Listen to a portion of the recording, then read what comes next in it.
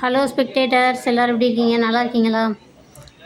I welcome you all to our YouTube channel Get Ready to Study. Now we are going to talk about um, one of the parts of speech, um, pronoun second section. சரி, okay friends, இப்போ வந்து ஏற்கனவே வந்து நம்ம வந்து ப்ரொனவுனில் வந்து 5 pronounce வந்து பார்த்துருக்கோம். சரிங்களா? இப்போ வந்து இந்த பார்ட்டோட வந்து ப்ரொனவுன் வந்து முடியுது.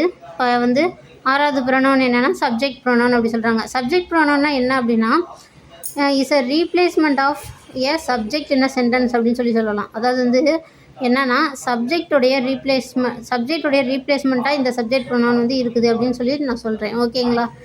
வந்து சப்ஜெக்ட் பதிலாக சப்ஜெக்ட் ப்ரொனவுன் யூஸ் பண்ணுறாங்க. சரிங்களா? அதுதான் வந்து சப்ஜெக்ட் ப்ரொனவுன் அப்படி சொல்கிறாங்க. இது வந்து சப்ஜெக்ட் ப்ரொனவுனுக்கு எடுத்துக்காட்டு என்னென்ன சொல்லணும், எந்தெந்த வார்த்தைகள் சொல்லணும் அப்படின்னா I me you, he she it, they we, இந்த வார்த்தைகள் எல்லாம் வந்திருக்குது அப்படின்னா அது வந்து சப்ஜெக்ட் ப்ரொனவுன் அப்படின்னு வந்து நம்ம எடுத்துக்கலாம். அடுத்து வந்து ஆப்ஜெக்ட் ப்ரொனவுன் வந்து சப்ஜெக்ட் ப்ரொனவுன் மாதிரியே தான் இருக்கும்.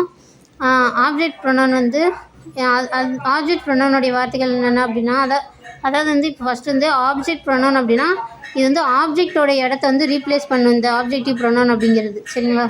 அதனால தான் இதுக்கு வந்து ஆப்ஜெக்டிவ் ப்ரொனவுன் அப்படின்னு வந்து பேர் வந்துருக்கு.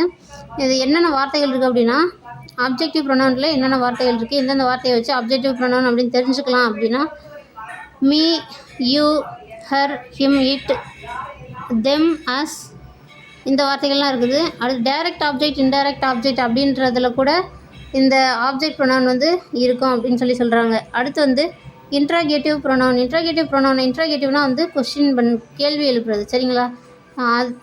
அது என்னென்னு எப்படி கேள்வி எழுப்பலாம், எந்தெந்த வார்த்தைகள் கேள்விக்குரிய வார்த்தைகள்னால் what, which, who, whom, whose, இந்த மாதிரி வார்த்தைகள்லாம் வர்றது என்னது, இந்த கொஸ்டின் கேள்வி எழுப்புற மாதிரி வர்றது தான் என்னது, இன்ட்ராகேட்டிவ் ப்ரொனவுன்ஸ். அடுத்து வந்து ரெசிப்ரோக்கல்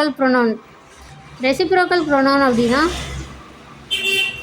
இந்த ஈச் அதர் ஒன் அனதர் இந்த 2 வார்த்தைகள் வச்சு ரெசிப்ரோக்கல் ப்ரொனவுன் இதுதான் அப்படின்னு வந்து நம்மளால் வந்து கண்டுபிடிக்க முடியும்.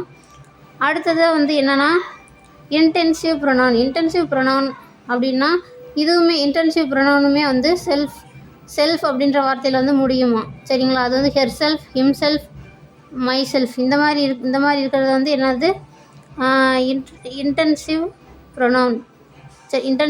அடுத்து வந்து டிஸ்ட்ரிபியூட்டிவ் ப்ரொனவுன். இதில் வந்து ஈச்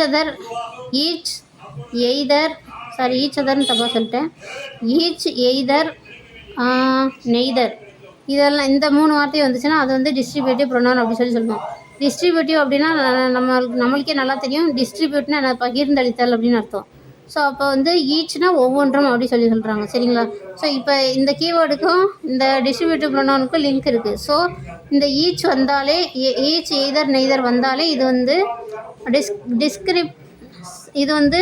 டிஸ்கிரிப்டிவ் ப்ரொனவுன் அப்படின்னு நம்ம தெரிஞ்சுக்கலாம். இதுவரை இந்த காணொலியை பார்த்து ரசித்த அனைவருக்கும் நன்றி, வாழ்த்துக்கள். அடுத்த காணொலியில் சந்திப்போம். Thank you friends.